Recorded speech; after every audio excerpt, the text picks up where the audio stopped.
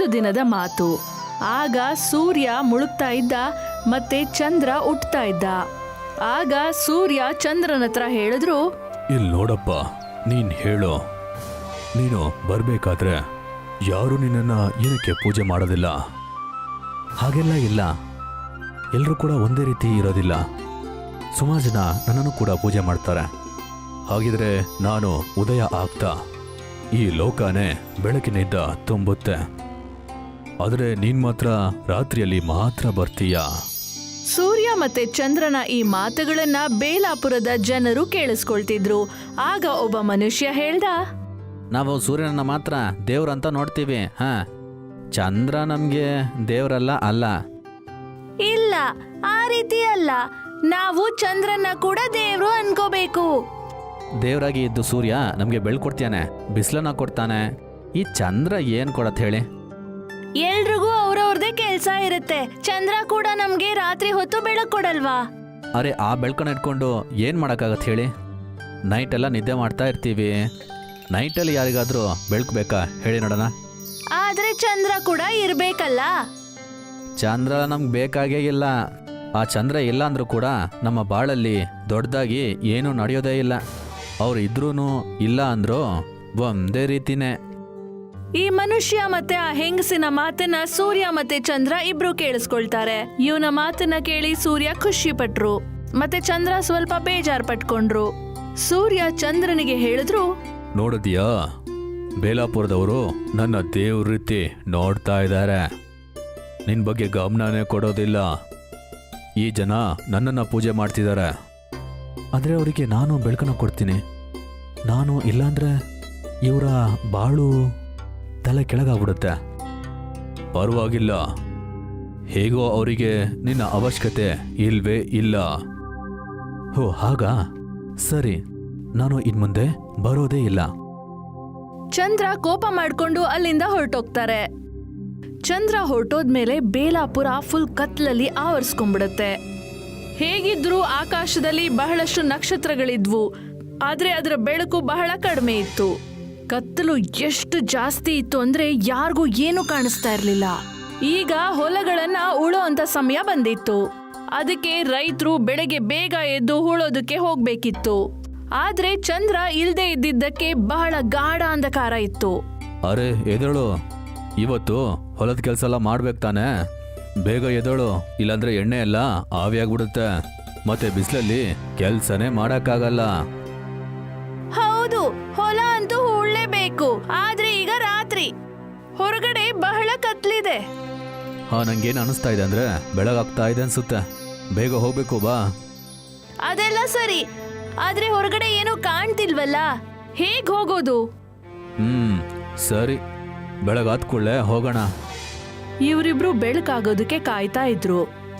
ಬೆಳಕಾದ್ಮೇಲೆ ಇವರಿಬ್ರು ಹೊಲದ ಕಡೆ ಹೊರಟ್ರು. ಆದ್ರೆ ಕೆಲವೇ ಕ್ಷಣಗಳಲ್ಲಿ ಬಹಳಷ್ಟು ಬಿಸಿಲು ಬಂತು. ಮತ್ತೆ ಬಿಸಿಲಿಂದ ಇವ್ರಿಗೆ ಕೆಲಸ ಮಾಡಕ್ಕೆ ಆಗ್ತಾ ಇರ್ಲಿಲ್ಲ. ಬಹಳ ಬಿಸಿಲಿದೆ, ಬಂದ್ಬಿಡು, ಮನೆಗೆ ಹೋಗೋಣ, ಬೆಳಿಗ್ಗೆ ಬೇಗ ಬರೋಣ. ಸರಿಯಾಗಿ ಹೇಳ್ದೆ. ಈ ಬಿಸಿಲಲ್ಲಿ ನನ್ನಿಂದ ಕೆಲಸನೇ ಮಾಡೋಕ್ಕಾಗ್ತಾ ಇಲ್ಲ. ನಾಳೆ ಬರೋಣ. ಆ ಮನುಷ್ಯ ಮತ್ತೆ ಆ ಹೆಂಗಸು ಮನೆಗೆ ಹೊರಟ್ರು. ಮಾರನೇ ದಿನ ಅವರು ಎದ್ದಾಗ ರಾತ್ರಿ ಚಂದ್ರ ಇಲ್ದೇ ಇರೋದ್ರಿಂದ ಬಹಳ ಕತ್ಲಾಗಿತ್ತು. ಮತ್ತೆ ಇವತ್ತು ಅವರು ಎದ್ದಾಗ ಸೂರ್ಯ ಬಂದ್ಬಿಟ್ಟಿದ್ದ. ಸೂರ್ಯನ ಬಿಸಿಲಿನಿಂದ ಹೊಲದಲ್ಲಿ ಕೆಲಸ ಮಾಡೋದು ಬಹಳ ಕಷ್ಟ ಆಗಿತ್ತು. ಈ ಸಮಸ್ಯೆಯಿಂದ ಬೇಸತ್ತು ಆ ಮನುಷ್ಯ ಸೂರ್ಯನ್ಗೆ ಹೇಳ್ತಾನೆ, ಏ ಸೂರ್ಯದೇವ, ನಮಗೆ ಚಂದ್ರ ಬೇಕಾಗಿಲ್ಲ. ನೀವು ರಾತ್ರಿನೂ ಇದ್ರೆ ನಮಗೆ ಚಂದ್ರನ ಅವಶ್ಯಕತೆನೇ ಇರೋದೇ ಇಲ್ಲ. ನಾವು ನಿಮ್ಮನ್ನ ಮಾತ್ರ ಪೂಜೆ ಮಾಡ್ತಾ ಇದ್ದೀವಿ. ಸರಿ, ಇನ್ ಮುಂದೆ ನಾನು ರಾತ್ರಿಯಲ್ಲಿ ಕೂಡ ಇರ್ತೀನಿ. ಈಗ ಹಗಲು ಮುಗಿದ್ಮೇಲೂ ಕೂಡ ಸೂರ್ಯ ರಾತ್ರಿ ಕೂಡ ಬೇಲಾಪುರದಲ್ಲಿ ಇರ್ತಾ ಇದ್ರು. ಅದರಿಂದ ಹಗಲು ಮುಗಿತಾನೆ ಇರ್ಲಿಲ್ಲ, ಮತ್ತೆ ರಾತ್ರಿ ಬರ್ತಾನೆ ಇರ್ಲಿಲ್ಲ. ಅರೆ, ಬೇಗ ಅಡುಗೆ ಮಾಡು, ನನಗೆ ನಿದ್ದೆ ಬರ್ತಾ ಇದೆ, ನಿದ್ದೆ ಮಾಡಬೇಕು. ಈಗಿನ್ನು ಮಧ್ಯಾಹ್ನ, ಏನ್ ಈಗ್ಲಿಂದಾನೇ ಅಡ್ಗೆ ಮಾಡಕ್ ಶುರು ಮಾಡ್ಲಾ? ಸರಿ, ಆಮೇಲೆ ಮಾಡು. ಆ ಮನುಷ್ಯ ಮತ್ತೆ ಆ ಹೆಂಗಸು ಬಹಳ ಕಾಯ್ತಾರೆ. ಆದ್ರೆ ಸಂಜೆ ಆಗೋದೇ ಇಲ್ಲ. ಆದ್ರೆ ಸೂರ್ಯ ಮುಳುಗೋದೇ ಇಲ್ಲ. ಹೊಟ್ಟೆ ಹಸುವಿಂದ ಅವನಿಗೆ ಬಹಳ ಸುಸ್ತಾಗ್ತಿತ್ತು. ಅರೆ ಸಾಯಂಕಾಲ ಆಯ್ತು ಅನಿಸುತ್ತೆ, ನೀನು ಊಟ ರೆಡಿ ಮಾಡು. ಸರಿ, ನಾನ್ ಮಾಡ್ತೀನಿ. ಆ ಹೆಂಗಸು ಅಡ್ಗೆ ಮಾಡಿದ್ಲು ಮತ್ತೆ ಇಬ್ರು ಊಟ ಮಾಡಿದ್ರು. ಸರಿ, ನಾನು ನಿದ್ದೆ ಮಾಡಕ್ಕೆ ಹೋಗ್ತೀನಿ. ಈಗಿನ್ನೂ ರಾತ್ರಿ ಆಗೇ ಇಲ್ಲ. ಹೌದು, ಬಿಸಿಲು ಬೇರೆ ಜಾಸ್ತಿ ಹೊಡಿತಾ ಇದೆ. ನಾನು ಹೋಗಿ ಸ್ನಾನ ಮಾಡ್ಕೊಂಬರ್ತೀನಿ. ಆ ಮನುಷ್ಯ ಸ್ನಾನಕ್ಕೆ ಹೋದ. ಅಪ್ಪ ದೇವ್ರೆ, ಎಷ್ಟು ಬಿಸಿಲಿವತ್ತು! ಗೊತ್ತಿಲ್ಲ ಇಷ್ಟು ಬಿಸಿಲಲ್ಲಿ ಹೇಗಿರೋದು ನಾವು. ಮನುಷ್ಯ ಸ್ನಾನ ಮಾಡಿ ವಾಪಸ್ ಬಂದ. ತಣ್ಣೀರಲ್ಲಿ ಸ್ನಾನ ಮಾಡಿದ್ರೂ ಕೂಡ ಇಷ್ಟು ಸೆಕೆ ಆಗ್ತಾ ಇದೆ. ಸೂರ್ಯಾಸ್ತ ಆಗದೆ ಇರೋದ್ರಿಂದ ಈ ರೀತಿಯೆಲ್ಲ ನಡೀತಾ ಇದೆ ಅನ್ಸುತ್ತೆ. ಇದೆಲ್ಲಾನು ಸೂರ್ಯನಿಂದಾನೇ ಆಗ್ತಿರೋದು. ಏನು ಪರವಾಗಿಲ್ಲ, ಬನ್ನಿ ಮಲ್ಕೊಳ್ಳೋಣ. ಅವರಿಬ್ರು ಮಲ್ಗೋದಕ್ಕೆ ಅಂತ ಹೋಗ್ತಾರೆ. ಸೂರ್ಯನ ಬಿಸಿಲಿನ ತಾಪಕ್ಕೆ ಇಬ್ರು ಬೇಜಾರಾಗ್ಬಿಡ್ತಾರೆ. ಇವ್ರಿಗೆ ಬಹಳ ಬೆವರು ಬರ್ತಿತ್ತು. ಫ್ಯಾನ ಫಾಸ್ಟಾಗಿಡೋ. ಹೆಂಗ್ಸು ಫ್ಯಾನ್ ಅನ್ನ ಜೋರ್ ಮಾಡ್ತಾಳೆ. ಫ್ಯಾನ್ ಜೋರಾಗಿ ಓಡಿದ್ರು ಕೂಡ ಅವ್ರಿಗೆ ಬಹಳ ಸೆಕೆ ಆಗ್ತಾ ಇರುತ್ತೆ. ಈ ಬಿಸಿಲಲ್ಲಿ ಸತ್ತೇ ಹೋಗ್ತೀವಿ. ಸೂರ್ಯ ಮುಳುಗ್ಬೇಕಾಗಿತ್ತು ರೀ. ಬಿಸಿಲು ಕಡಿಮೆ ಆಗ್ತಿತ್ತು, ನಾವ್ ಆರಾಮಾಗಿ ನಿದ್ದೆ ಮಾಡ್ಬೋದಾಗಿತ್ತು. ಅಯ್ಯೋ, ಸೆಕೆ ತಡ್ಕೊಳಕ್ ಆಗ್ತಾ ಇಲ್ಲ. ಚಂದ್ರ ಇದ್ರೇನೆ ಚೆನ್ನಾಗಿರುತ್ತೆ ಅನ್ಸುತ್ತೆ. ಬಾ, ಸೂರ್ಯದೇವನ ಹತ್ರ ಹೋಗಿ ಮಾತಾಡೋಣ. ಹಾ ಸರಿ, ಬಾ ಹೋಗೋಣ. ಅವರಿಬ್ರು ಮೇಲ್ಗಡೆ ಬರ್ತಾರೆ. ಹೇ ಸೂರ್ಯದೇವ, ಈ ಬಿಸಿಲನ್ನ ನಮ್ಮಿಂದ ತಡ್ಕೊಳಕ್ಕೆ ಆಗ್ತಾ ಇಲ್ಲ. ಅದಕ್ಕೆ ನಾನೇನ್ ಮಾಡಕ್ಕಾಗುತ್ತೆ? ನೀವೇನೇ ಹೇಳಿದ್ದು, ರಾತ್ರಿಯಲ್ಲೂ ಕೂಡ ಇರೋದಿಕ್ಕೆ. ಅದಕ್ಕೋಸ್ಕರ ನಾ ಇದ್ದೆ. ಆಮ, ನಾವೇ ಹೇಳಿದ್ವಿ. ಆದರೆ ಈಗ ಚಂದ್ರ ಕೂಡ ನಮ್ಗೆ ಬೇಕಾಗಿದೆ. ಯಾಕಂದ್ರೆ ಈ ಬಿಸಿಲನ್ನ ನಮ್ಮಿಂದ ತಡೆಯಕ್ಕಾಗ್ತಿಲ್ಲ. ಇವತ್ತಿಂದ ನೀವು ಬರೀ ಹಗಲ್ ಮಾತ್ರ ಇದ್ರೆ ಸಾಕು, ರಾತ್ರಿ ಚಂದ್ರನೇ ಸಾಕು. ಸರಿ, ನಿಮ್ಮ ಇಚ್ಛೆಯಂತೆ ಆಗಲಿ. ಇನ್ ಮುಂದೆ ನಾನು ರಾತ್ರಿಯಲ್ಲಿ ಬರೋದೇ ಇಲ್ಲ. ಈಗ ಮನುಷ್ಯ ಮತ್ತೆ ಹೆಂಗಸು ಚಂದ್ರನ್ನ ಕರೆದ್ರು. ಹೇ ಚಂದ್ರದೇವ, ನಾವು ತಪ್ಪು ಮಾಡಿಬಿಟ್ವಿ. ಆ ರೀತಿ ಬೈಬಾರ್ದಿತ್ತು. ನೀವು ನಮಗೆ ಬೇಕು. ಹೇ ಚಂದ್ರದೇವ, ನೀವ್ ವಾಪಸ್ ಬಂದ್ಬಿಡಿ. ಹೇಗೆ ಹಗಲು ಸೂರ್ಯ ಬೇಕೋ ಹಾಗೆ ರಾತ್ರಿ ನೀವು ಚಂದ್ರನೂ ಬೇಕಾಗತ್ತೆ. ಇವರಿಬ್ರು ಕರೆಯೋದ್ರಿಂದ ಚಂದ್ರ ವಾಪಸ್ ಬರ್ತಾನೆ. ಚಂದ್ರನ ನೋಡಿ ಇವರಿಬ್ರು ಬಹಳ ಸಂತೋಷ ಪಡ್ತಾರೆ ಮತ್ತವ್ರಿಗೆ ನಮಸ್ಕಾರ ಮಾಡ್ತಾರೆ. ಹೇ ಚಂದ್ರದೇವ, ನಾವು ಹೇಗೆ ಸೂರ್ಯನಿಗೆ ಸ್ವಾಗತ ಮಾಡ್ತೀವೋ ಅವ್ರಿಗೆ ನಾವು ಜಲ ಅರ್ಪಿಸ್ತೀವೋ ಅದೇ ರೀತಿ ಇವತ್ತಿಂದ ನಿಮ್ಗೂ ಸ್ವಾಗತ ಮಾಡ್ತೀವಿ. ಸರಿ, ನಿಮ್ಗೆ ನನ್ನ ಅವಶ್ಯಕತೆ ಇದ್ರೆ ನಾನು ಖಂಡಿತವಾಗಿ ನಿಮ್ಗೆ ಬೆಳ್ಕೊಡ್ತೀನಿ. ಮತ್ತೆ ನನ್ನ ಕ್ಷಮಿಸ್ಬಿಡು. ನನ್ನ ರೀತಿನೇ ನೀನು ಕೂಡ ಈ ಲೋಕಕ್ಕೆ ಬೇಕಾದವನೇ. ನಾನು ಬೆಳಿಗ್ಗೆ ಉದಯ ಆಗೋ ಸೂರ್ಯ ಆಗಿದ್ರೆ ನೀನು ರಾತ್ರಿಯಲ್ಲಿ ಉದಯಿಸುವ ಸೂರ್ಯ. ಸೂರ್ಯ ಮುಳುಗಿದ್ರು ಮತ್ತೆ ಕತ್ಲಾಯ್ತು. ಆಗ ಚಂದ್ರ 4 ಕಡೆ ಒಳ್ಳೆ ಬೆಳಕನ್ನ ಚೆಲ್ಲಿದ್ರು. ಆ ಹೆಂಗಸು ಮತ್ತೆ ಆ ಮನುಷ್ಯ ಚಂದ್ರನಿಗೆ ನಮಸ್ಕರಿಸಿದ್ರು ಮತ್ತೆ ಅವರ ಸ್ವಾಗತ ಮಾಡಿದ್ರು. ಮತ್ತೆ ಇಬ್ರು ಆರಾಮಾಗಿ ನಿದ್ದೆ ಮಾಡಿದ್ರು. ನೀತಿ: ಈ ಪ್ರಪಂಚದಲ್ಲಿ ಎಲ್ಲದಕ್ಕೂ ಅದರದೇ ಮಹತ್ವ ಇದೆ. ನಾವು ಯಾವುದರದೇ ಮಹತ್ವವನ್ನ ಕಡೆಗಾಣಿಸಬಾರದು. ರೇಷ್ಮಾ ಜೊತೆ ವಾಸ ಮಾಡ್ತಿದ್ದ. ಅವನು ಸ್ಕೂಲಿಂದ ಹೊರಗಡೆ ಐಸ್ ಕ್ರೀಮ್ ಗಾಡಿನ ಇಟ್ಕೋತಿದ್ದ. ಆದ್ರೆ ಥಂಡಿಗಾಲ ಬರೋದ್ರಲ್ಲಿತ್ತು, ಹಾಗಾಗಿ ಅವನು ತುಂಬಾ ತಲೆ ಕೆಡಿಸ್ಕೊಂಡಿದ್ದ. ಏನಾಯ್ತ್ರಿ, ಯಾಕಿಷ್ಟೊಂದ್ ತಲೆ ಕೆಡಿಸ್ಕೊಂಡಿದ್ದೀರಾ? ಏನ್ ಮಾಡ್ಲಿ ರೇಷ್ಮಾ, ಚಳಿಗಾಲ ಬರ್ತಿದೆ. ಐಸ್ ಕ್ರೀಮ್ ಬಿಸ್ನೆಸ್ಸು ಮೊದ್ಲಿನ ತರ ನಡೆಯಲ್ಲ. ಈ ಚಳಿಗಾಲ ಕಳೆಯೋದು ತುಂಬಾ ಕಷ್ಟ ಆಗುತ್ತೆ. ಹೇಳೋದೇನೋ ಸರಿ ಇದೆ, ಆದ್ರೆ ಏನಾದ್ರೂ ಮಾಡ್ಲೇಬೇಕಲ್ವಾ? ಅದೇ ಯೋಚಿಸ್ತಿದೀನಿ, ಹೇಗ್ ಚಳಿಗಾಲನ ಕಳೆಯೋದು ಅಂತ. ಒಂದು ದಿನ ರಮೇಶ್ ಬೆಳಿಗ್ಗೆಯಿಂದನೇ ಐಸ್ ಕ್ರೀಮ್ ಅಂಗಡಿನ ಹಾಕೊಂಡು ನಿಂತಿದ್ದ. ಆದ್ರೆ ಅವನಿಗೆ ಯಾರು ಗ್ರಾಹಕರೇ ಸಿಗ್ಲಿಲ್ಲ. ಅವನ್ ತಗೊಂಡು ಹೋಗಿದ್ದಂತ ಎಲ್ಲ ಐಸ್ ಕ್ರೀಮು ತಗೊಂಡ್ ಹೋದಾಗೇ ಇತ್ತು. ಆಗ ಒಂದು ಮಗು ತನ್ನ ತಾಯಿ ಜೊತೆ ರಮೇಶನ ಅಂಗಡಿ ಎದುರುಗಡೆ ನಿಂತು ಐಸ್ ಕ್ರೀಮ್ ಬೇಕು ಅಂತ ಹಠ ಮಾಡತ್ತೆ. ಮಮ್ಮಿ, ನಾನ್ ಐಸ್ ಕ್ರೀಮ್ ತಿನ್ಬೇಕು. ಬೇಡ ಪುಟ, ಐಸ್ ಕ್ರೀಮ್ ತಿನ್ನೋದ್ರಿಂದ ಗಂಟ್ಲು ಹಾಳಾಗೋಗುತ್ತೆ. ನನ್ಗಂತೂ ಅಮ್ಮ ಐಸ್ ಕ್ರೀಮ್ ಅಂದ್ರೆ ತುಂಬಾ ಇಷ್ಟ. ಪ್ಲೀಸ್ ನನಗ್ ಕೊಡ್ಸು. ನಡಿ, ನಾನ್ ನಿನ್ಗೆ ಸೂಪ್ ಕುಡಿಸ್ತೀನಿ. ಥಂಡಿಗಾಲದಲ್ಲಿ ಐಸ್ ಕ್ರೀಮ್ ತಿನ್ನೋದು ದೇಹಕ್ಕೆ ಒಳ್ಳೇದಲ್ಲ. ರಮೇಶ್ ತನ್ನ ಗಾಡಿನ ತಗೊಂಡು ಅಲ್ಲಿಂದ ಹೊರಟೋಗ್ತಾನೆ. ಬೆಳಗ್ಗೆಯಿಂದ ಸಂಜೆ ಆಗೋಗಿತ್ತು, ಆದ್ರೂ ಕೂಡ ಅವನ್ ಗಾಡಿಲಿದ್ದಂತ ಒಂದು ಐಸ್ ಕ್ರೀಮ್ ವ್ಯಾಪಾರ ಆಗಿರ್ಲಿಲ್ಲ. ಬೇಜಾರ್ ಮಾಡ್ಕೊಂಡು ಅವನು ವಾಪಸ್ ತನ್ನ ಮನೆ ಕಡೆ ಹೋಗ್ತಾ ಇರ್ತಾನೆ. ಏನಾಯ್ತು, ಯಾಕೆ ಬೇಜಾರ್ ಮಾಡ್ಕೊಂಡು ಕೂತಿದ್ದೀರಾ? ಥಂಡಿ ಜಾಸ್ತಿ ಆಗ್ತಾನೆ ಹೋಗ್ತಿದೆ. ಮತ್ತೆ ಈ ಸತಿ ನಮ್ಮ ಊರಲ್ಲಿ ಥಂಡಿ ಜಾಸ್ತಿನೇ ಇದೆ. ಅದಕ್ಕೆ ಎಲ್ಲ ಅಪ್ಪ ಅಮ್ಮ ತಮ್ಮ ಮಕ್ಕಳು ಐಸ್ ಕ್ರೀಮ್ ತಿನ್ನೋದನ್ನ ತಡೀತಿದ್ದಾರೆ. ಆದ್ರೆ ನಮ್ಮಂತ ಸಣ್ಣ ವ್ಯಾಪಾರಿ ಜನಗಳು ಏನ್ ತಾನೇ ಮಾಡಕ್ಕಾಗತ್ತೆ? ನಾವು ನಮ್ ಕೆಲ್ಸ ಬಿಡೋಕಂತೂ ಆಗಲ್ವಲ್ಲ. ಹೀಗೆ ಸ್ವಲ್ಪ ದಿನ ಕಳ್ದ್ ಹೋಗತ್ತೆ. ಥಂಡಿಯಿಂದಾಗಿ ರಮೇಶ್ ಮತ್ತೆ ರೇಷ್ಮಾ ಆರೋಗ್ಯ ಹಾಳಾಗೋಗತ್ತೆ. ವ್ಯಾಪಾರ ಕೂಡ ಪೂರ್ತಿಯಾಗಿ ನಿಂತ್ ಹೋಗಿರತ್ತೆ. ಈಗ ಅವ್ರ ಹತ್ರ ಊಟ ಮಾಡೋದಕ್ಕೂ ಏನೂ ಇರೋದಿಲ್ಲ. ಹಾಗಾಗಿ ಅವ್ರಿದ್ದಂತ ಮನೆ ಮಾಲೀಕ ಕೂಡ ಅವ್ರನ್ನ ಮನೆಯಿಂದ ಹೊರಗಾಕ್ತಾನೆ. ಅವರು ಫುಟ್ಪಾತ್ ಮೇಲೆ ಇದ್ದು ಅವ್ರ ಜೀವನ ಕಳಿಯಕ್ ಶುರು ಮಾಡ್ತಾರೆ. ಈ ಥಂಡಿಯಲ್ಲಿ ನಾವ್ ಇರೋದಕ್ಕೆ ಒಂದು ಮನೆ ಕೂಡ ಇಲ್ಲ, ಆದ್ರೆ ಕೆಲ್ಸನೂ ಇಲ್ದಿರಂಗಾಯ್ತಲ್ಲ. ನೀವೇನು ಚಿಂತೆ ಮಾಡ್ಬೇಡ್ರಿ, ಆದಷ್ಟು ಬೇಗ ಎಲ್ಲ ಸರಿ ಹೋಗುತ್ತೆ. ಒಂದು ದಿನ ರಮೇಶ್ ಕೆಲವೊಂದು ವಸ್ತುಗಳನ್ನ ತರಬೇಕು ಅಂತ ಹೋಗ್ತಾ ಇರ್ತಾನೆ. ಆಗ ತುಂಬಾ ಸ್ಪೀಡ್ ಆಗಿ ಬರ್ತಾ ಇದ್ದಂತ ಒಂದು ಗಾಡಿ ರಮೇಶ್ಗೆ ಡಿಕ್ಕಿ ಹೊಡೆದು ಬಿಡುತ್ತೆ. ಆ ಗಾಡಿ ಅದೇ ಸ್ಕೂಲ್ನಲ್ಲಿ ಓದೋ ಅಂತ ಒಂದು ಮಗುದಾಗಿರತ್ತೆ. ಆ ಸ್ಕೂಲ್ ಹೊರಗಡೆನೆ ರಮೇಶ್ ಐಸ್ ಕ್ರೀಮ್ ಮಾರ್ತಾ ಇದ್ದಿದ್ದು. ಇವ್ರಂತೂ ನಮ್ ಸ್ಕೂಲಿನ ಹೊರಗಡೆ ಐಸ್ ಕ್ರೀಮಿನ ಅಂಗಡಿ ಹಾಕೋ ಅಂಕಲ್ಲು, ಪಾಪ. ಕ್ಷಮಿಸ್ಬಿಡಿ ಸಾರ್, ಥಂಡಿಯಿಂದ ಮನ್ ಜಾಸ್ತಿ ಆಗಿದೆ, ಆದ್ರಿಂದ ಏನು ಗೊತ್ತಾಗಿಲ್ಲ. ಮತ್ತೆ ಗಾಡಿ ಕೂಡ ಕಂಟ್ರೋಲ್ಗೆ ಸಿಗ್ಲೇ ಇಲ್ಲ. ಅಯ್ಯೋ ದೇವ್ರೆ, ಭೂಮಿ ಮೇಲೆ ಬಡವ್ರಿಗೆ ವಾಸ ಮಾಡೋದಕ್ಕೆ ಜಾಗ ಇದೆಯೋ ಅಥವಾ ಇಲ್ವೋ? ಒಂದು ಕಡೆ ಈ ಥಂಡಿ, ಇನ್ನೊಂದು ಕಡೆ ಇವ್ರಿಗೆ ಆಕ್ಸಿಡೆಂಟ್ ಆಗಿದೆ. ದಯವಿಟ್ಟು ನೀವು ಚಿಂತೆ ಮಾಡಬೇಡಿ, ನಾನು ಇವ್ರನ್ನ ಈಗಲೇ ಹಾಸ್ಪಿಟ್ಲಿಗೆ ಕರ್ಕೊಂಡು ಹೋಗ್ತೀನಿ. ಆದಷ್ಟು ಬೇಗ ಗುಣ ಆಗ್ತಾರೆ. ಅಲ್ಲಿವರೆಗೂ ನೀವು ನಮ್ಮನೇಲಿ ಉಳ್ಕೋಬಹುದು. ಸುರೇಶ್ ತನ್ನ ಗಾಡಿನಲ್ಲಿ ರೇಷ್ಮಾ ಮತ್ತೆ ರಮೇಶ್ನ ಕರ್ಕೊಂಡು ಹೋಗ್ತಾನೆ. ಆ ಕಾರಲ್ಲಿ ಥಂಡಿಯಿಂದ ತಪ್ಪಿಸ್ಕೊಳ್ಳೋದಕ್ಕೆ ಹೀಟರ್ ಹಾಕಿರ್ತಾರೆ.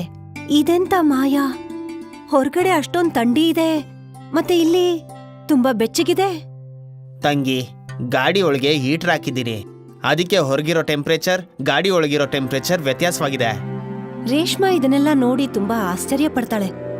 ಯಾಕಂದ್ರೆ ಇದಕ್ಕೂ ಮುಂಚೆ ಇದನ್ನೆಲ್ಲ ಅವಳು ಕೇಳು ಕೂಡ ಇರ್ಲಿಲ್ಲ. ಸುರೇಶ್ ಹಾಸ್ಪಿಟಲ್ನಲ್ಲಿ ರಮೇಶ್ನ ಕರ್ಕೊಂಡೋಗಿ ಅಡ್ಮಿಟ್ ಮಾಡ್ತಾನೆ. ಆಮೇಲೆ ಅವನನ್ನ ಮನೆಗ್ ಕರ್ಕೊಂಡು ಹೋಗ್ತಾನೆ. ನೀವ್ ಎಲ್ಲಿವರೆಗೂ ಪೂರ್ತಿಯಾಗಿ ಗುಣ ಆಗ್ತಿರೋ ಅಲ್ಲಿವರೆಗೂ ನೀವ್ ಇಲ್ಲೇ ಇರ್ಬೋದು. ನಮ್ಗೆ ಯಾರ್ದೇ ಋಣ ಬೇಕಾಗಿಲ್ಲ. ನೀವು ನಮ್ಗೋಸ್ಕರ ಇಷ್ಟೆಲ್ಲ ಮಾಡಿದಿರಾ ಅಷ್ಟೇ ಸಾಕು. ನಮ್ಮಂತವ್ರು ಕೆಲ್ಸ ಮಾಡೋ ಅಂತ ಏನಾದ್ರೂ ಕೆಲ್ಸ ಇದ್ರೆ ಹೇಳಿ. ನೀವ್ ನಮ್ಮ ಮನೆ ಕೇರ್ ಟೇಕರ್ ಕೆಲಸ ಮಾಡ್ಬೋದು, ಮತ್ತೆ ರಮೇಶ್ ಸರಿ ಹೋದ್ಮೇಲೆ ನನ್ನ ಡ್ರೈವರ್ ಕೆಲಸ ಮಾಡ್ಬೋದು. ನಿಮ್ಗೆ ತುಂಬಾ ತುಂಬಾ ಧನ್ಯವಾದ ನನಗೆ ಕೆಲಸ ಕೊಟ್ಟಿದ್ದಕ್ಕೆ. ರಮೇಶ್ ಮತ್ತೆ ರೇಷ್ಮಾ ಸುರೇಶ್ ಮನೆನಲ್ಲೇ ಉಳ್ಕೋತಾರೆ. ರೇಷ್ಮಾ ಮನೇಲಿ ಎಲ್ಲಾ ಕೆಲ್ಸ ಮಾಡ್ತಿರ್ತಾಳೆ. ರೇಷ್ಮಾ ಪಾತ್ರೆ ತೊಳೆಯೋದಿಕ್ಕೆ ಅಂತ ಅಡ್ಗೆ ಮನೆಗೆ ಹೋದಾಗ ನಲ್ಲಿಯಿಂದ ಬಿಸಿ ನೀರ್ ಬರ್ತಾ ಇರತ್ತೆ.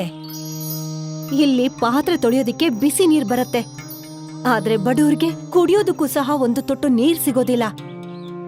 ರೇಷ್ಮಾ ಆ ಕೂಡ್ಲೆ ಪಾತ್ರೆ ತೊಳೆದು ಸುರೇಶ್ ಮಗುನ ಮಲ್ಗ್ಸಕ್ ಹೋಗ್ತಾಳೆ. ಅಲ್ಲವಳು ನೋಡ್ತಾಳೆ, ಒಂದು ಮೆತ್ತಗಿರೋ ಕಂಬಳಿನ ಇಟ್ಟಿರ್ತಾರೆ. ಅದು ತುಂಬಾ ಸಾಫ್ಟ್ ಆಗಿರತ್ತೆ. ನಾನ್ ಇಲ್ಲಿವರೆಗೂ ಇಷ್ಟು ಮೆತ್ತಗಿರೋ ಹೊದಿಕೆನ ನೋಡೇ ಇಲ್ಲ. ನಮ್ಮಂತ ಬಡವ್ರಿಗೆ ಮಲ್ಗೋದಿಕ್ಕೆ ಒಂದು ಚಾಪೆ ಸಿಕ್ಕಿದ್ರೆ ಸಾಕು, ಅದೇ ದೊಡ್ಡ ವಿಷಯ. ರೇಷ್ಮಾ ಈ ಎಲ್ಲಾ ವಿಷಯಗಳನ್ನ ರಮೇಶ್ ಹತ್ರ ಹೋಗಿ ಹೇಳ್ತಾಳೆ. ಸಾಹುಕಾರರ ಜೀವನ ಎಷ್ಟು ಚೆನ್ನಾಗಿದೆ. ನಾವ್ ಜೀವನ ಪರ್ಯಂತ ಎಷ್ಟೇ ಕೆಲಸ ಮಾಡಿದ್ರು ಕೂಡ ಇವ್ರ ತರ ಜೀವನ ನಾವ್ ಸಾಗಿಸೋದಕ್ಕಾಗಲ್ಲ. ಇಲ್ಲಿ ಎಲ್ಲಾ ರೀತಿಯ ಸುಖ ತುಂಬಿಕೊಂಡಿದೆ ರೀ. ಥಂಡಿಯಿಂದ ತಪ್ಪಿಸ್ಕೊಳ್ಳೋದಿಕ್ಕೆ ಬೇರೆ ಬೇರೆ ಉಪಾಯಗಳೇ ಇವೆ. ಈ ಥಂಡಿ ಎಲ್ಲಾರ್ಗೂ ಒಂದೇ ತರ ಇರಲ್ಲ. ಮಾರನೇ ದಿನ ಸುರೇಶ್ ರೇಷ್ಮಾಗೆ ಬಿಸಿ ಬಿಸಿ ತಿಂಡಿ ಮಾಡು ಅಂತ ಹೇಳ್ತಾನೆ. ಇವತ್ತು ಮನೆಯಲ್ಲಿ ನಾನ್ ವಿಂಟರ್ ಪಾರ್ಟಿ ಅರೇಂಜ್ ಮಾಡಿದ್ದೀನಿ. ನನ್ನ ಗೆಳೆಯರು ಕೆಲವರು ಬರ್ತಾರೆ. ನೀನು ಹಾಗಂದ್ರೆ ಏನು? ಅದ್ರ ಬಗ್ಗೆ ನನ್ಗೆ ಏನು ಗೊತ್ತೇ ಇಲ್ವಲ್ಲ. ಬಾರ್ಬಿಕ್ಯೂ ಅಂದ್ರೆ ಅದೊಂಥರ ತಿಂಡಿ. ಅದರಲ್ಲಿ ತರಕಾರಿ ಪನ್ನೀರೆಲ್ಲ ಮಿಕ್ಸ್ ಮಾಡ್ಕೊಂಡು ತಿಂದ್ರೆ ಚಳಿಗಾಲಕ್ಕೆ ಚೆನ್ನಾಗಿರುತ್ತೆ. ಆಯ್ತು ಯಜಮಾನ್ರೆ, ನಾನ್ ಅದ್ರ ತಯಾರಿ ಮಾಡ್ಕೋತೀನಿ. ಹೀಗೆ ಸ್ವಲ್ಪ ದಿನ ಕಳೆದು ಹೋಗುತ್ತೆ. ರಮೇಶ್ ಪೂರ್ತಿಯಾಗೆ ಸರಿ ಹೋಗ್ತಾನೆ. ಅವನು ಕೂಡ ಅದೇ ಮನೆಯಲ್ಲಿ ಡ್ರೈವರ್ ಕೆಲಸ ಮಾಡಕ್ಕೆ ಆರಂಭ ಮಾಡ್ತಾನೆ.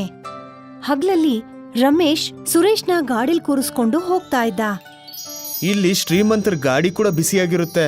ಬಡವ್ರ ಕಷ್ಟ ಚಳಿ ಯಾರಿಗೂ ಅರ್ಥನೇ ಆಗಲ್ಲ. ಶ್ರೀಮಂತರ ಬಟ್ಟೆ ಯಾವಾಗ್ಲೂ ಅವರನ್ನ ಬೆಚ್ಚಗಿಟ್ಟಿರುತ್ತೆ. ಹಾಗೇನಿಲ್ಲ, ನನಗೂ ಚಳಿ ಅಂದ್ರೆ ಏನಂತ ಗೊತ್ತಿದೆ.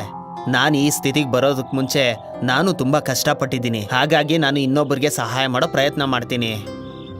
ಗೊತ್ತಾಯ್ತು ಸರ್, ನೀವು ನಿಮ್ಮ ಜವಾಬ್ದಾರಿನ ನಿಭಾಯಿಸ್ತಾ ಇದ್ದೀರಾ.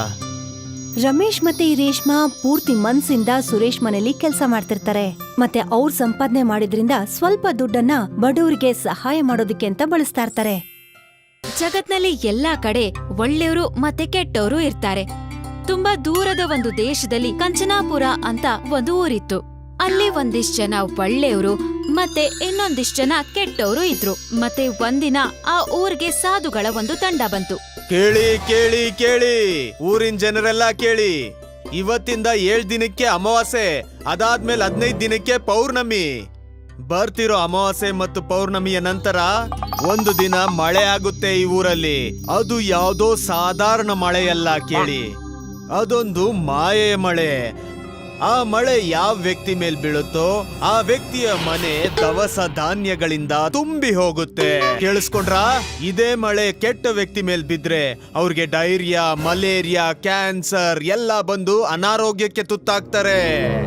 ಸಾಧುಗಳ ಮಾತು ಕೇಳ್ತಿದ್ದ ಹಾಗೆ ಇಡೀ ಊರಲ್ಲಿ ಕೋಲಾಹಲ ಉಂಟಾಯ್ತು. ಎಲ್ಲ ಒಳ್ಳೆಯವರು ಖುಷಿಯಿಂದ ಕುಣಿಯೋಕ್ ಶುರು ಮಾಡಿದ್ರು, ಮತ್ತೆ ಕೆಟ್ಟವರೆಲ್ಲ ಭಯದಿಂದ ನಡ್ಗೋಕ್ ಶುರು ಮಾಡಿದ್ರು. ಆ ಊರಲ್ಲಿ ಕಲ್ಲು ಅಂತ ಒಬ್ಬ ಅಂಗಡಿಯವನಿದ್ದ. ಇಡೀ ಊರಲ್ಲೇ ಕಲ್ಲು ಅವ್ರದ್ದು ತುಂಬಾ ದೊಡ್ಡ ಅಂಗಡಿಯಾಗಿತ್ತು.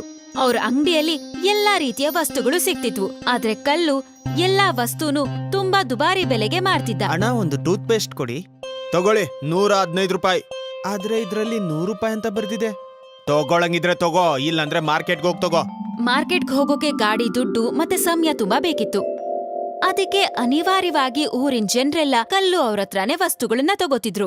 ಯಾವಾಗ ಕಲ್ಲುಗೆ ಊರಲ್ಲಿ ಜಾದುವಿನ ಮಳೆ ಆಗತ್ತೆ ಅಂತ ಗೊತ್ತಾಯ್ತೋ, ಅದ್ರಲ್ಲಿ ನೆಂದ್ರೆ ಕೆಟ್ಟೋರ್ಗೆ ಮಲೇರಿಯಾದಂತಹ ಕೆಟ್ಟ ಕಾಯಿಲೆ ಬರುತ್ತೆ ಅಂತ ಗೊತ್ತಾದಾಗ ಕಲ್ಲುಗೆ ತುಂಬಾನೇ ಭಯ ಆಯ್ತು. ಅವನು ಓಡ್ಕೊಂಡು ಸಾಧು ಅವರ ಗುಂಪತ್ರ ಹೋದ. ಅಲ್ಲಿ ಅವ್ರನ್ ಕೇಳ್ದ, ಸಾಧುಗಳೇ, ಈ ಅಮಾವಾಸ್ಯೆ ಮತ್ತೆ ಪೌರ್ಣಮಿಯ ಮಧ್ಯೆ ಈ ಮಳೆ ಯಾವಾಗ ಆಗುತ್ತೆ ಹೇಳಿ, ನಿಶ್ಚಿತವಾದ ಒಂದು ದಿನ ಹೇಳಿ. ನೀವೇನಾದ್ರೂ ಹಾಗೆ ಹೇಳಿದ್ರೆ ನಾನು ಆ ಮಳೆ ಬರೋ ದಿನ ಹೊರಗಡೆ ಬರೋದೇ ಇಲ್ಲ. ನಿಶ್ಚಯವಾದ ದಿನ ಯಾರಿಗೂ ಗೊತ್ತಾಗೋದಿಲ್ಲ ಮಗನೇ. ಅಮಾವಾಸ್ಯೆ ಮತ್ತೆ ಪೌರ್ಣಮಿಯ ನಡುವೆ ಯಾವಾಗ ಬೇಕಂದ್ರೂ ಆಗ್ಬೋದು. ಹಾಗೆ ನೀನು ಮನೆಯೊಳಗಿದ್ರು ಕೂಡ ಆ ಮಳೆ ನಿನ್ ಮೇಲ್ ಸೋಕ್ಬೇಕು ಅಂದ್ರೆ ಸೋಕೆ ಸೋಕುತ್ತೆ. ಅಷ್ಟೇ ಅಲ್ಲ, ಆ ಮಳೆ ಬೇಕಾದ್ರೆ ಮನೆಯ ಸೂರನ್ನೇ ಹೊಡೆದಾಕುತ್ತೆ. ಸ್ವಾಮಿಗಳೇ, ಮಳೆಯಿಂದ ತಪ್ಪಿಸ್ಕೊಳ್ಳೋದಕ್ಕೆ ಯಾವ್ದಾದ್ರು ಉಪಾಯ ಇದೆಯಾ? ಮಾಯೆಯ ಮಳೆಯಿಂದ ತಪ್ಪಿಸ್ಕೊಳ್ಳೋದಕ್ಕೆ ಉಪಾಯ ಮಾಯೆಯ ಛತ್ರಿ. ಮಾಯೆಯ ಛತ್ರಿ? ಹಾ, ಆದ್ರೆ ಈ ಛತ್ರಿ ಎಲ್ಲಿ ಸಿಗುತ್ತೆ? ನಿಮ್ಮ ಊರಲ್ಲಿರೋ ಒಂದು ಎತ್ತರವಾದ ಗುಡ್ಡದ ಮೇಲೆ ಒಂದು ಋಷಿಮುನಿಗಳು ತಪಸ್ ಮಾಡ್ತಿದ್ದಾರೆ. ಅವ್ರ ಹತ್ರ ನಿಮ್ಗೆ ಛತ್ರಿ ಸಿಗುತ್ತೆ.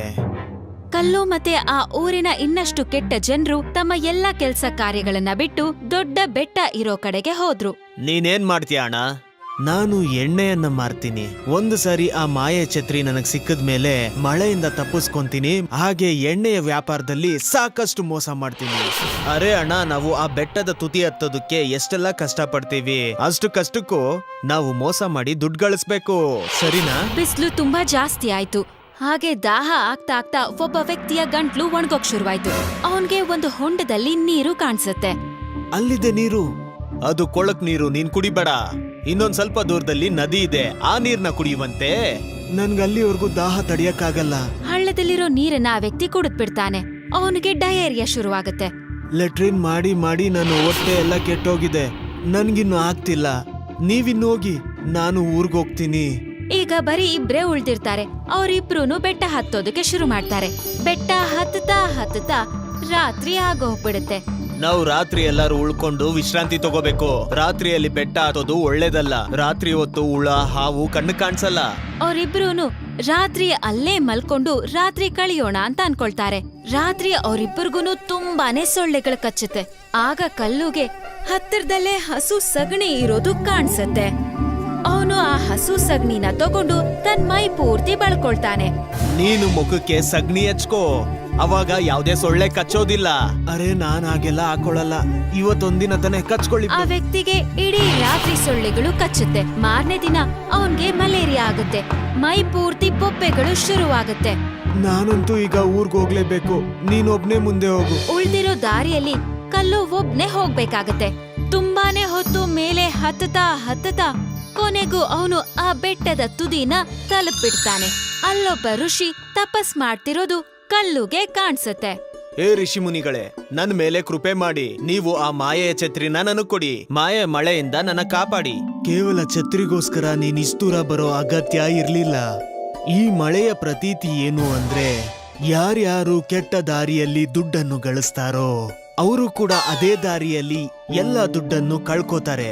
ಯಾರು ತಪ್ಪು ಮಾಡೋದಕ್ಕೆ ಯೋಚನೆ ಮಾಡ್ತಾರೋ ಆಗ ನಮ್ಮ ಅಂತರಾತ್ಮದ ಮನಸಾಕ್ಷಿಯ ಮಾತನ್ನು ಕೇಳ್ಬೇಕು.